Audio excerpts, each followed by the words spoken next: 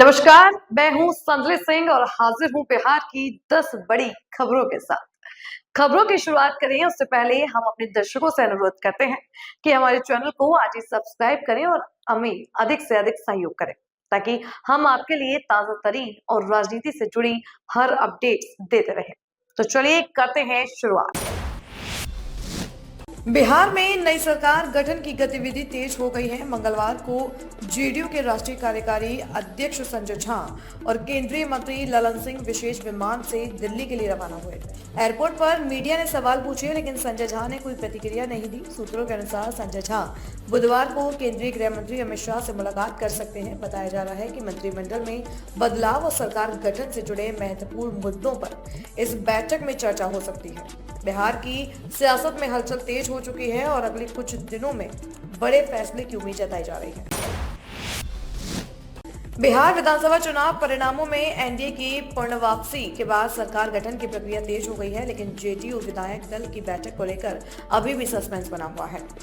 JDU के प्रदेश अध्यक्ष उमेश कुशवाहा ने कहा है कि बैठक की घोषणा जल्द ही कर दी जाएगी। इनके इस बयान के बाद कल होने वाली बैठक को लेकर कई सवाल उठने लगे हैं। इस बीच महिला डिप्टी सीएम को लेकर पूछे गए सवालों पर उमेश कुशवाहा ने चुप्पी साध ली है और किसी भी तरह की प्रतिक्रिया देने से बचते नजर आए।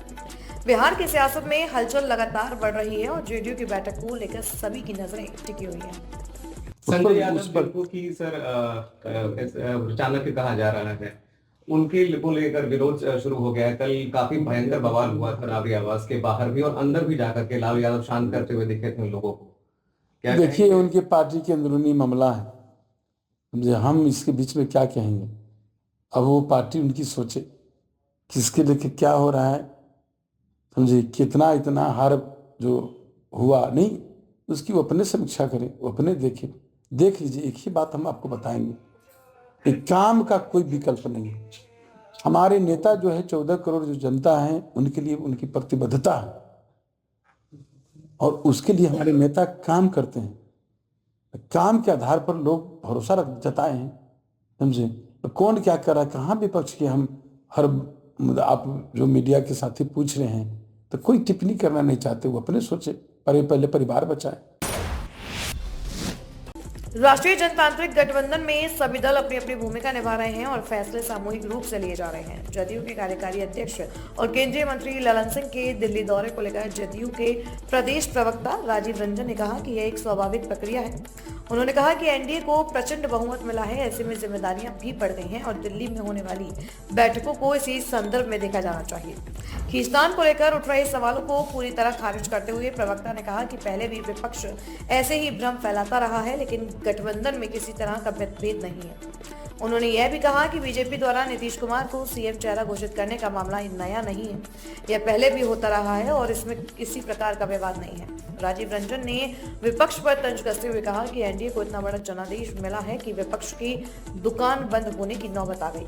उन्होंने कहा कि सरकार ने महिलाओं के लिए कई बड़े फैसले लिए हैं, जबकि विपक्ष सिर्फ सवाल खड़े करते रहा है। क्या इसको लेकर देखिए, राष्ट्रीय जनतांत्रिक गठबंधन में सभी दलों की भूमिका फैसलों को लेने में है। मिलकर परस्पर सहमति से कार्यक्रम तय होते हैं और जब कार्यक्रम तय हो जाएंगे तो सरकार बनाने की प्रक्रिया में जो भी आवश्यक कार्यक्रम होंगे उनकी सूचनाएं आपको साझा की जाएंगे। आधी रात को बुलाया गया है ललन सिंह। देखिए, ये अस्वाभाविक नहीं है। जन भावनाओं का सम्मान हर अलायंस करती है।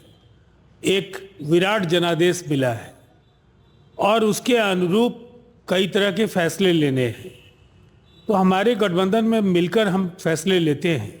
इसीलिए लोगों का आना जाना होगा और पार्टी के 2 वरिष्ठ नेता ललन सिंह जी और संजय झा जी गए हैं।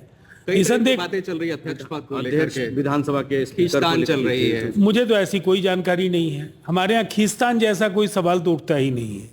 मिलकर फैसले लेते हैं और जब एक बार तय हो जाता है तो फैसलों का साझा ऐलान हो जाता है। क्या बीजेपी की तरफ से इस तरह के क्लियरेंस है मुख्यमंत्री पद के लिए हमारे नीतीश कुमार ही होंगे? अब तो सब कुछ आपके सामने है। ये सवाल तो विपक्ष पहले भी खड़े करता रहा है। जनादेश नहीं मिलेगा, बहुत तरह की बातें कही गई, लेकिन ऐसा जनादेश मिला कि विपक्ष के दुकान के बंद होने की स्थिति आ गई। ये प्रचंड जनादेश है और इसकी भावना का सबको सम्मान करना है।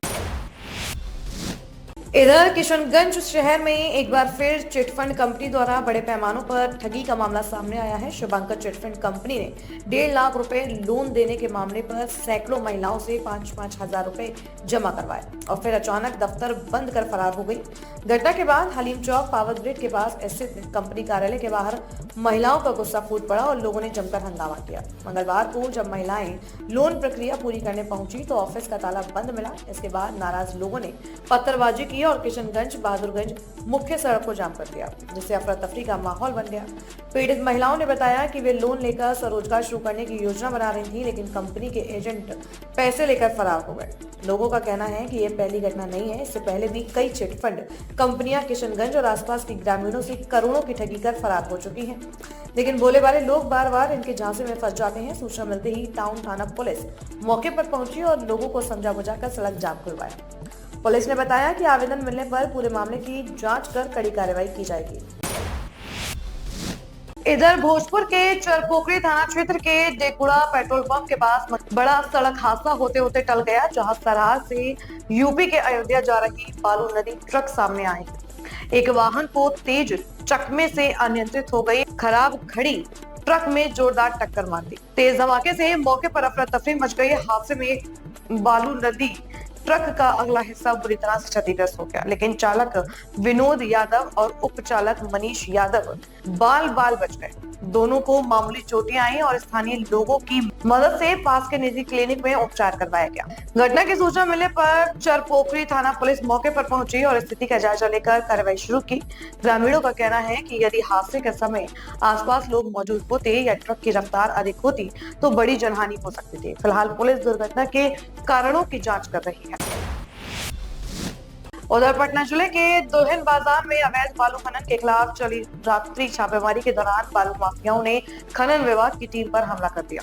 कार्रवाई के दौरान लाइनर के रूप में चल रही एक स्कॉर्पियो ने सैप जवान को रौंद दिया, जिससे उसकी मौके पर ही मौत हो गई। एक अन्य जवान गंभीर रूप से घायल हो गया, जिसे पीएमसीएच पटना रेफर किया गया है। जानकारी के अनुसार खनन विभाग की टीम सोन नदी किनारे अवैध बालू खनन और परिवहन पर रोक लगाने पहुंची थी।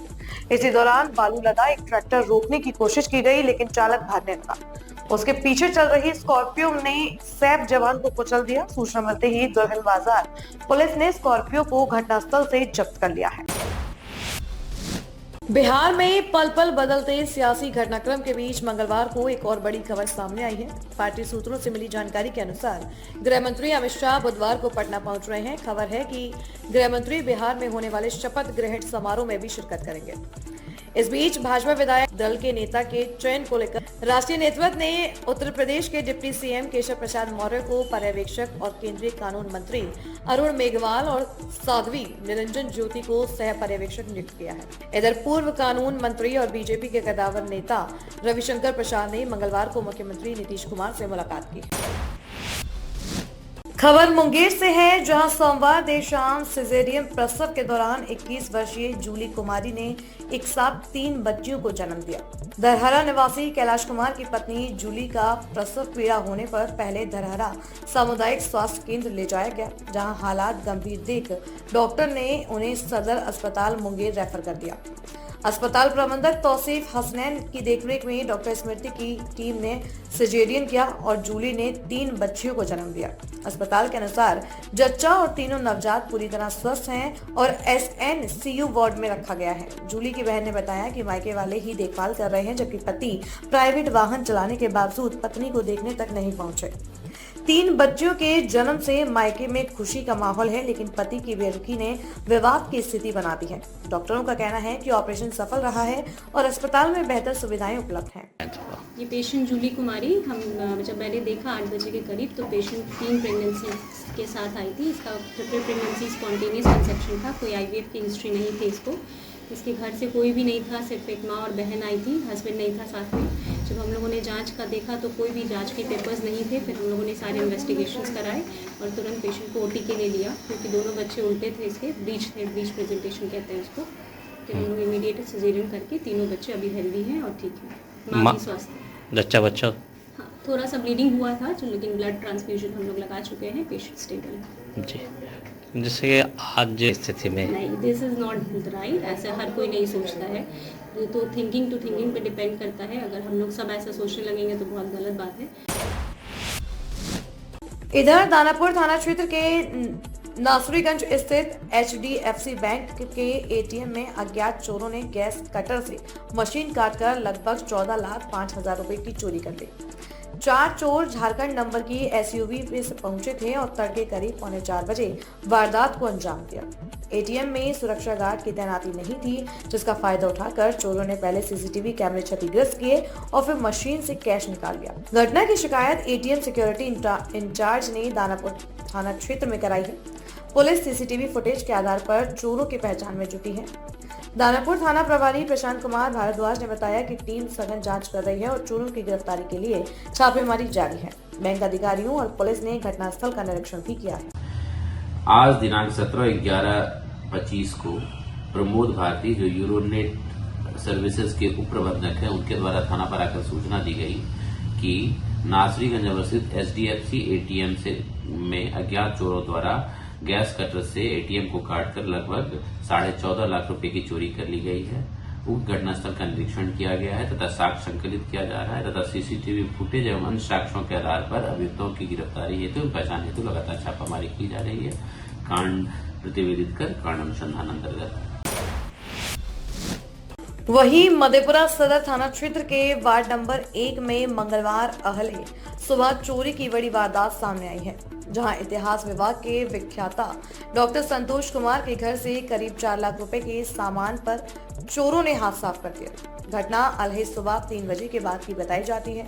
चोरों ने जुगाड़ की मदद से भीतर से लगी कुंडी खोलकर घर में प्रवेश किया और सो रहे परिवारों के सदस्यों पर केमिकल का इस्तेमाल कर उन्हें गहरी नींद में डाल दिया। इसके बाद गोदरेज को तोड़कर करीब 3.5 लाख के जेवर और 50,000 रुपए नकद चोरी कर फरार हो गए। सुबह जब परिजन जागे तो गोदरेज का दरवाजा खुला देखकर दंग रह गए। डॉक्टर संतोष कुमार ने बताया कि सुबह जब उन्हें अपने बच्चों को जगाना चाहा तो वह उठ नहीं पाए। पीड़ित द्वारा सूचना के बाद सदर थाना पुलिस मौके पर पहुंची और जांच शुरू कर दी। आज के लिए बस इतना ही। कल फिर हाजिर होंगे बिहार की 10 बड़ी खबरों के साथ। मुझे दीजिए इजाजत। ताजा तरीन और राजनीति से जुड़ी खबरों के लिए आज ही हमारे चैनल को सब्सक्राइब करें और बेल आइकन दबाना ना भूलें, ताकि हर अपडेट्स आपको एक क्लिक पर मिलता रहे।